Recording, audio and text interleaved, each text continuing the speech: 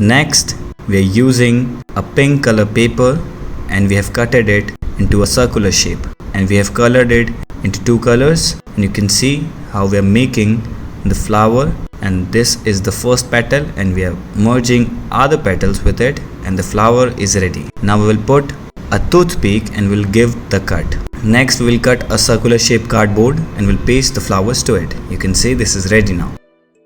Next, we are using a purple color paper to make it look like a leaf. Next, we will roll it and we'll use another paper and put it inside it. Next, we'll cut a cardboard into a semicircle and we'll paste the flowers to it. And next, we will use a white color paper and we'll cut it into the flower shape as shown in the video. Next, we will make some more of it and we'll paste it with each other. You can see this is ready now, and for sure we will make some hangings and we'll paste the flowers to it. And you can see this is ready now.